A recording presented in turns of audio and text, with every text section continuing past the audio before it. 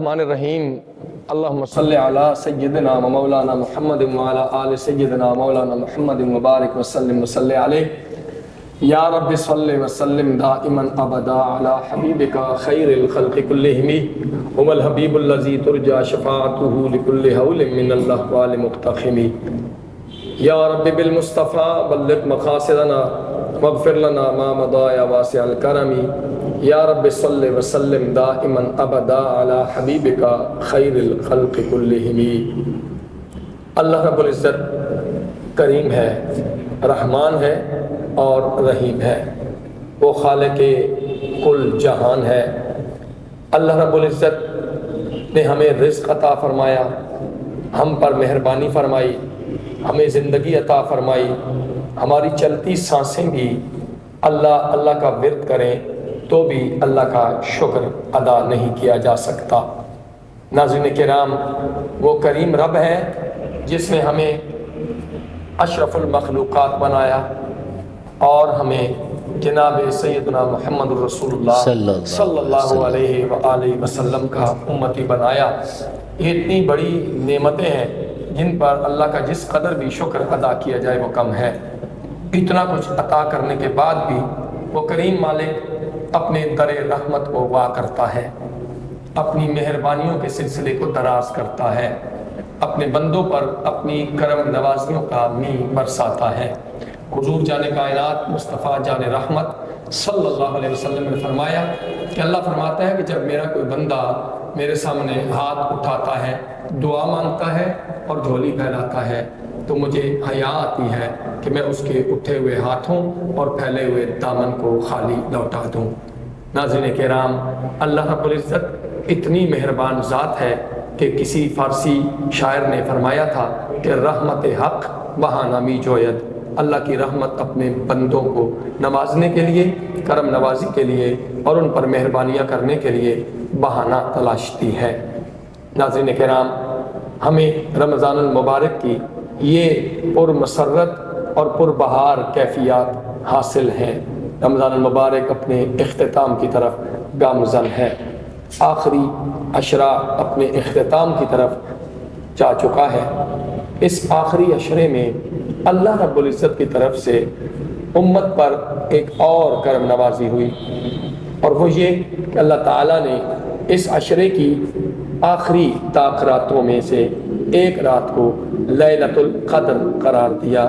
قرآن مجید فرقان حمید میں سورۃ القدر کی شکل میں اس کی ساری وضاحت اور تفصیل موجود ہے۔ اللہ تعالیٰ نے امت مسلمہ کو یہ عظمت والی رات عطا فرمائی۔ یہ اتنی عظمت والی رات ہے کہ جس پر اللہ کا جس قدر بھی شکر ادا کیا جائے وہ کم ہے۔ حضور جان کائنات علیہ الصلوۃ والسلام نے ارشاد فرمایا، من قام لیلۃ القدر ایمانا و احتسابا غفر له ما تقدم من ذنبہ، کہ یہ رات ایسی رات ہے، اس رات میں کوئی ایمان و احتساب کے ساتھ اللہ کی بارگاہ میں قیام کرتا ہے، گریہ وزاری کرتا ہے، عبادت میں مشغول و مگن ہوتا ہے، تو اللہ رب العزت اس رات کی برکت کی وجہ سے کرم فرما کر اس کے سابقہ گناہوں کو معاف فرما دیتا ہے۔ یہ اتنا اہم موقع ہمیں نصیب ہو رہا ہے، اللہ کرے ہم اس موقع سے فائدہ اٹھا کر اپنے گناہوں کی بخشش کروا کر اپنے رب کو راضی کر لیں۔ آج کے ہمارے اس خصوصی پروگرام میں ہمارے ساتھ شریک گفتگو ہوں گے حضرت علامہ محمد سجاد حسین شامی صاحب، جو کتب کثیرہ کے مصنف، مؤلف اور مترجم ہیں۔ آپ ملک شام سے عربی زبان و ادب پہ تخصص کی ڈگری حاصل کی ہے آپ نے، اور بڑے اہم ترین عربی اساتذہ سے آپ نے تحصیل علم کی ہے۔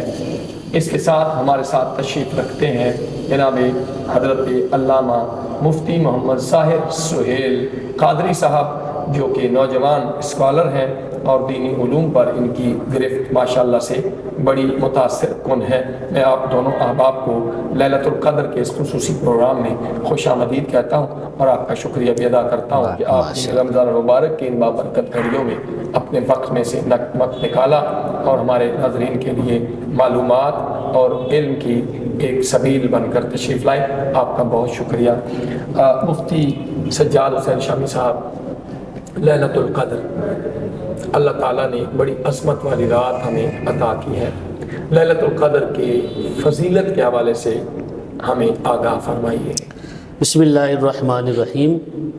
جی محترم قاضی صاحب، لیلۃ القدر کی جو فضیلت ہے وہ اللہ رب العزت نے ہمیں سورۃ القدر میں عطا فرما دی۔ اس میں 4 چیزوں کا ذکر فرمایا۔ سب سے پہلے اس کی فضیلت یہ ہے کہ اس لیلۃ القدر میں، شب قدر میں قرآن کریم نازل کیا گیا۔ اس کے بعد اللہ رب العزت نے اس کی دوسری فضیلت بیان فرمائی کہ یہ مبارک رات جو ہے 1000 مہینوں سے بہتر ہے۔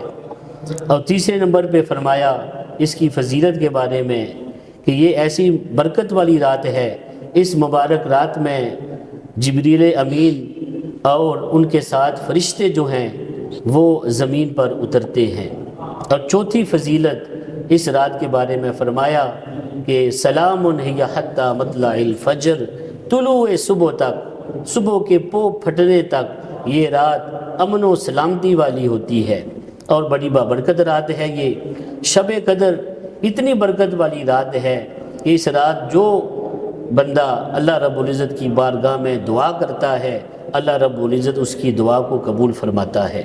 جو نوافل ادا کرتا ہے، گریہ ازاری کرتا ہے، آہو بکا کرتا ہے، توبہ و استغفار کرتا ہے، اللہ رب العزت کی رحمت اس بندے کو اپنی آغوش رحمت میں لے لیتی ہے اور اللہ رب العزت اس پہ کرم فرماتا ہے اور اس کے گناہوں کو معاف فرما دیتا ہے۔ جیسا کہ آپ نے حدیث پاک کو بھی بیان کیا کہ نبی علیہ الصلوۃ والسلام نے ارشاد فرمایا، من قام لیلۃ القدر ایمانا و احتسابا غفر له ما تقدم من ذنبہ۔ جس شخص نے شب قدر کو ایمان کی حالت میں اور اپنا محاسبہ نفس کرنے کی حالت میں قیام اللیل کیا، شب بیداری کی، رات کو عبادت کی، گریہ زاری کی، تو اللہ رب العزت اس کے سابقہ گناہ جو ہیں وہ معاف فرما دیتا ہے۔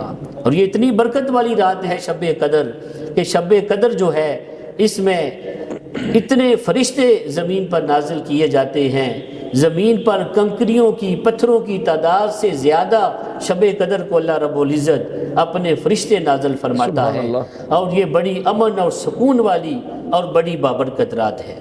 ماشاءاللہ آپ نے بڑی تفصیل کے ساتھ برکات کے حوالے سے آگاہ کیا۔ مفتی ظاہر سہیل قاضی صاحب، لیلۃ القدر، لیلۃ القدر کیوں کہا جاتا ہے؟ بسم اللہ الرحمن الرحیم۔ علامہ قرطبی رحمۃ اللہ تعالی علیہ اس کی وجہ کو بیان کرتے ہوئے آپ فرماتے ہیں، سمیت بذالک انزل فیہا کتابا ذا قدر علی رسول ذی قدر علی امت ذات قدر۔ سبحان اللہ۔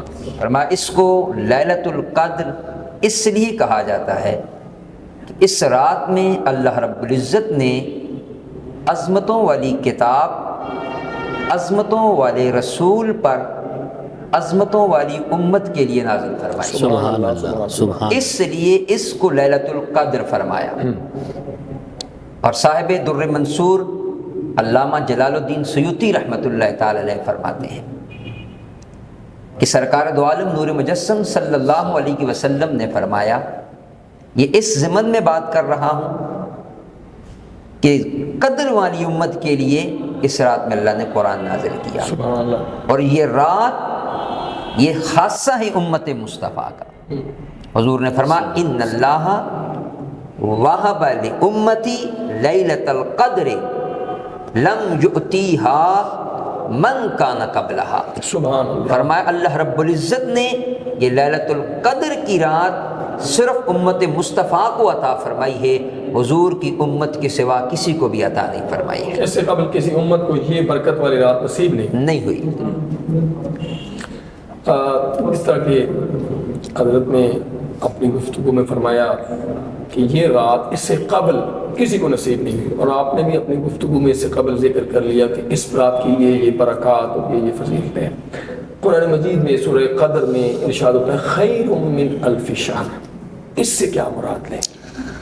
ماشاءاللہ، خیر یہ عربی گرامر کے اعتبار سے دیکھا جائے تو یہ اس میں تفضیل کا صیغہ ہے، اصل میں یہ اخیر تھا، اخیر سب سے بہترین، خیر سب سے بہترین، من الف شہر ہزار راتوں سے، تو یہ اس طریقے سے شب قدر افضل ہے ہزار مہینوں سے کہ سابقہ جو امتیں تھیں ان کی عمریں زیادہ تھیں، ان کی عمریں کوئی 700 سال زندہ رہا، کوئی 800 سال زندہ رہا، کوئی 900 سال زندہ رہا، کوئی 10 صدیاں زندہ رہا۔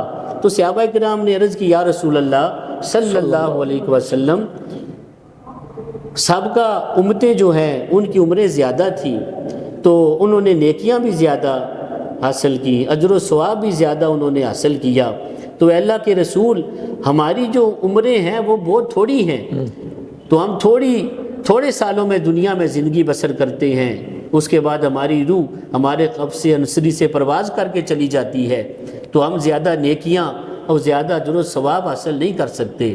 تو نبی علیہ الصلوۃ والسلام نے فرمایا کہ میرے پیارے صحابہ کرام، اللہ رب العزت نے میری امت محمدیہ کو، امت مرحومہ کو ایسی برکت والی راتیں عطا فرما دی ہیں کہ جب میری امت کے لوگ ان راتوں کو جا کر عبادت کریں گے، ریاضت کریں گے، توبہ و استغفار کریں گے اور اپنی جبین ناز کو بارگاہ ربانی میں جھکائیں گے، تو اللہ رب العزت ان کو سابقہ امتوں کی نیکیوں سے بھی زیادہ اجر و ثواب عطا فرما دے گا۔ سبحان اللہ۔ تو اسی لیے فرمایا لیلۃ القدر خیر من الف شہر، کہ شب قدر جو ہے یہ 1000 مہینوں سے افضل ہے، اور دیکھا جائے تو 1000 مہینے اس کو تقسیم کیا گیا تقریباً 84 سال اور 4 مہینے، ایک بندے کو ایک شب قدر نصیب ہو جاتی ہے اور اس کو عبادت کرنے کی توفیق مل جاتی ہے، تو وہ گویا کہ 84 سال 4 مہینے اس کی عبادت اللہ کی بارگاہ میں مقبول ہوتی ہے۔ سبحان اللہ، سبحان اللہ۔ بلکہ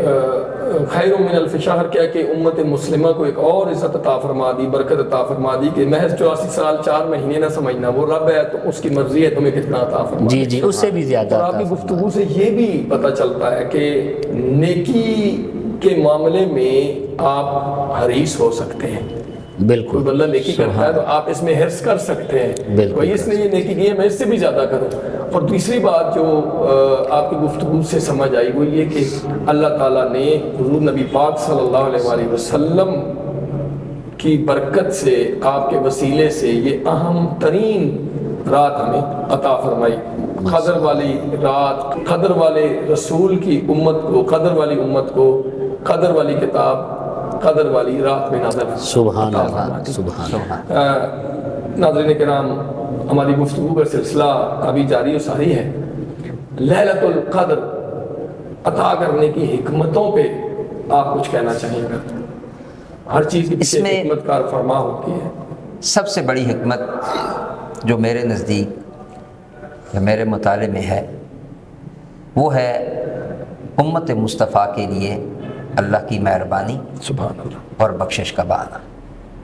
واہ، جیسے ابھی مفتی صاحب فرما رہے تھے، صرف سرکار کے دل میں یہ خیال آیا کہ میری امت اعمال میں پیچھے نہ رہ جائے، اللہ تعالیٰ نے حضور کی امت پہ مہربانی فرماتے ہوئے، رحمت فرماتے ہوئے اللہ تعالیٰ نے یہ لیلۃ القدر عطا فرما دی۔ سبحان اللہ۔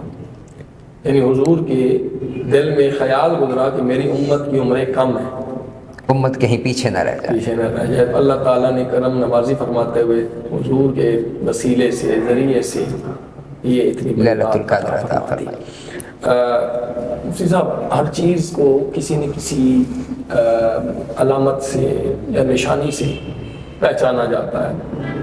لیلۃ القدر اتنی عظمت والی رات ہے کہ اس کو تلاش کرنا بڑا ضروری ہے۔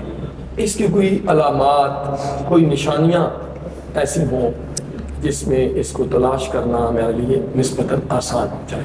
ماشاءاللہ، یہ بڑا اچھا سوال ہے، تاکہ جو حضرات اعتکاف بیٹھتے ہیں، جو قیام اللیل کرتے ہیں آخری عشرے میں، تو یہ نشانیاں وہ ملحوظ خاطر رکھیں تو ان کا عبادت کا ذوق و شوق اور تازہ ہو جاتا ہے۔ ان میں سر فہرست جو ہے وہ یہ ہے کہ یہ جو شب قدر کی رات ہے اس رات میں جو چاند ہے وہ بڑی خوبصورت طریقے سے چمک رہا ہوتا ہے، پورے آب و تاب سے روشنی آب و میں کھیلتا تاب ہے۔ کے ساتھ وہ روشن ہوتا ہے۔ اچھا، اور یہ بھی نشانی حدیث پاک میں بیان ہوئی کہ اس رات جو ہے نہ بہت زیادہ سردی ہوتی ہے اور نہ بہت زیادہ گرمی ہوتی ہے، معتدل موسم ہوتا موسم بڑا معتدل اور پرسکون ہوتا ہے۔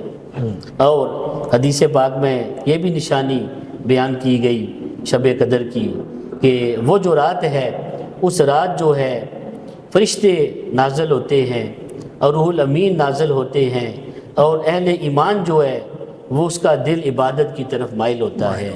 اور یہ بھی نشانی ہے کہ صبح جو ہے سورج طلوع ہوتا ہے تو بغیر کرن کے طلوع ہوتا ہے، بغیر شعاع کے وہ سورج طلوع ہوتا ہے، اور وہ جو صبح ہوتی ہے وہ شب قدر کی صبح ہوتی ہے۔ سبحان اللہ، یعنی اس میں بھی سختی نہیں ہوتی، نرمی ہوتی ہے، نہیں تو عام طور پہ کرن تیز آنکھوں میں چبھتی ہے بعض اوقات۔ جی جی بالکل، بڑی میٹھی اور بڑی اس میں شیرینی چاند ہوتی پورے ہے، آب و تاب سے ہوتا ہے، موسم معتدل ہوتا ہے، معتدل ہوتا ہے، اور سورج جب صبح طلوع ہوتا ہے تو اس میں بھی نرمی کا پہلو ہوتا ہے، نرمی کا معتدل پہلو ہوتا ہے۔ مزاج سورج ہوتا ہے۔ سبحان اللہ، واہ، سبحان اللہ۔ اس کے علاوہ کوئی ہے جو بس؟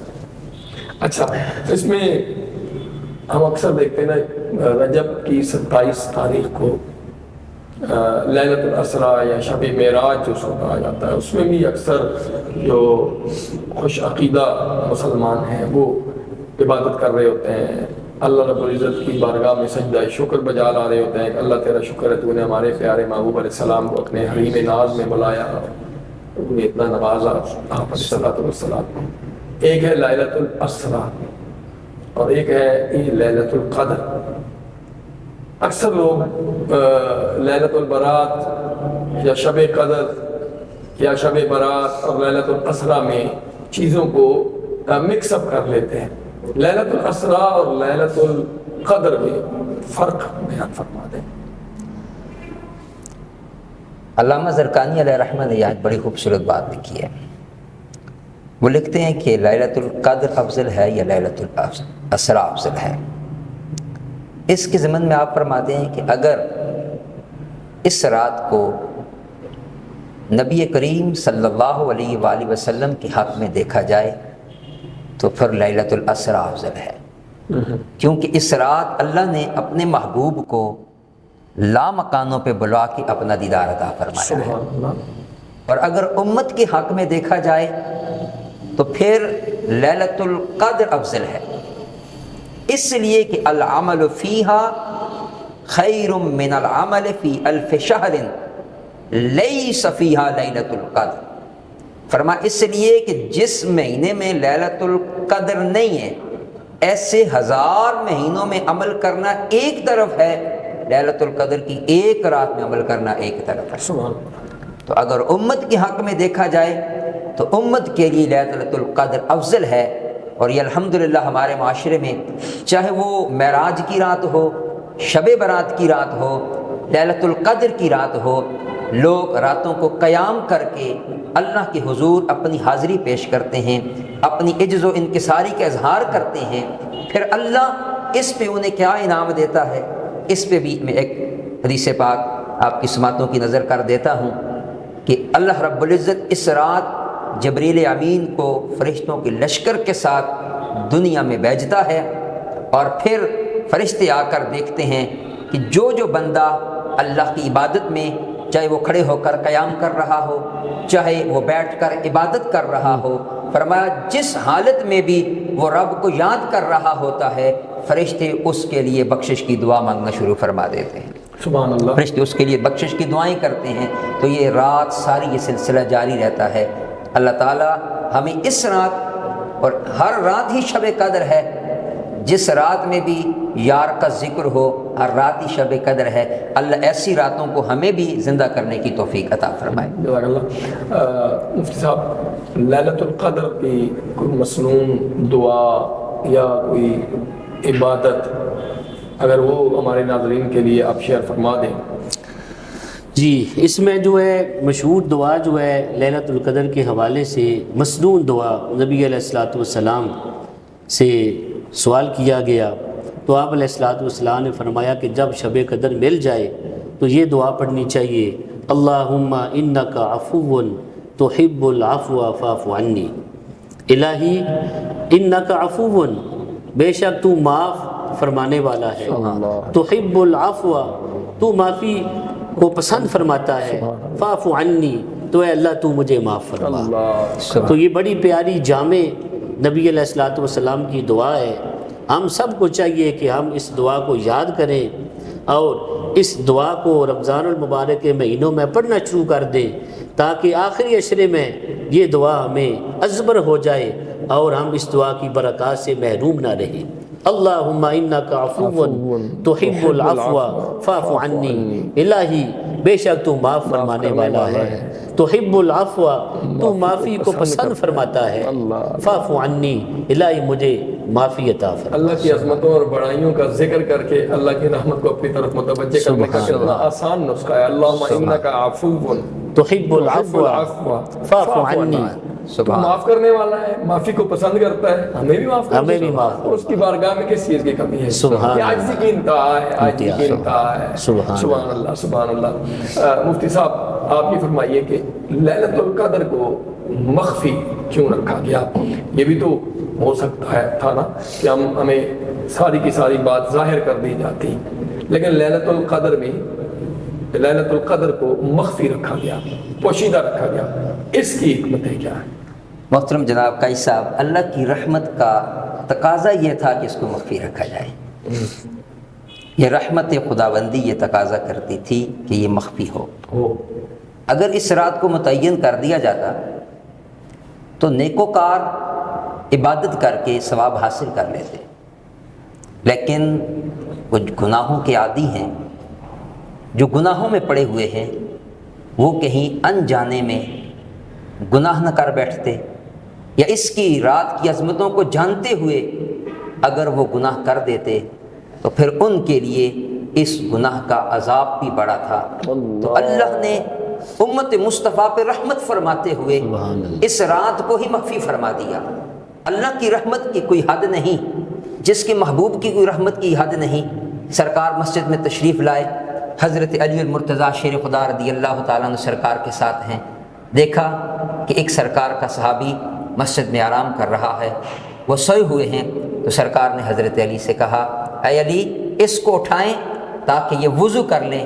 حضرت مولا علی نے اس کو جا کے اٹھایا، اٹھانے کے بعد عرض کی، یا رسول اللہ آپ تو ہر بھلائی کے کام میں سبقت لے جانے والے ہیں، پھر آپ نے خود اس کو کیوں نہیں اٹھایا؟